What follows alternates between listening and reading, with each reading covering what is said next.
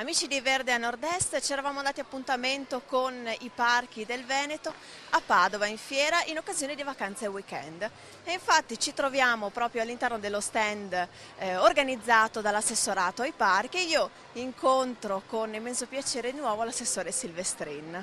Assessore, questa è un'occasione di proseguire il percorso intrapreso dalla Regione di valorizzazione di questi 6 gioielli verdi. Questa è la seconda tappa che facciamo di vacanze e weekend, turismo come educazione ambientale, e questa è la chiave con la quale vogliamo rispondere alle richieste anche del mondo del turismo di sensibilizzare e anche di sostenere queste nuove iniziative di un turismo naturalistico.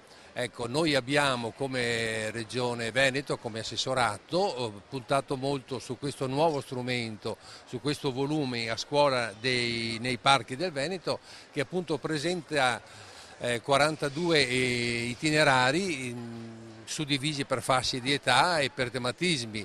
Ecco, abbiamo voluto questo volume e abbiamo voluto partire proprio dalle nuove generazioni, dai giovani, dalla scuola, del mondo della scuola. Quindi un percorso di educazione ambientale. Di educazione ambientale, difatti noi abbiamo incontrato anche i dirigenti scolastici e abbiamo invitato le direzioni ad introdurre questo volume nel POF, nel piano di orientamento formativo.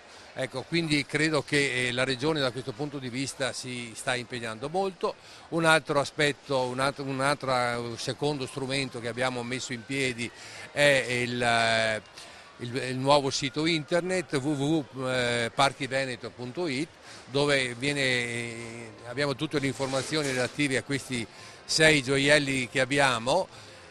E io mi auguro quindi che tutte queste possibilità che ci sono aiutino tutti quelli che desiderano trascorrere gli weekend o anche giornate a contatto con la natura, con la biodiversità, siano veramente strumenti utili e necessari per poter fare appunto di questi weekend un ricordo poi che penso che li porterà via, sì, che li porterà quel tempo a venire. Sicuramente poi un'occasione insomma, per fare una gita a portata d'auto ma anche di portafoglio.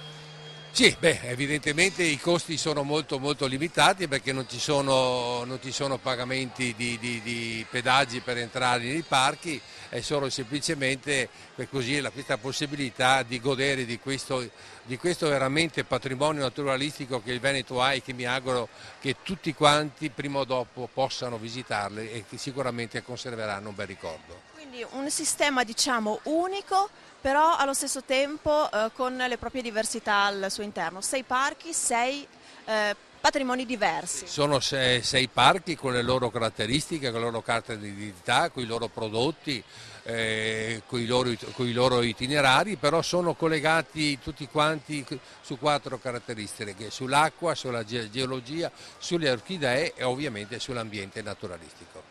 Bene, grazie Assessore, questo è un modo sicuramente per conoscere un po' casa propria, no? Casa nostra. Qui da Padova è tutto, linea alla regia.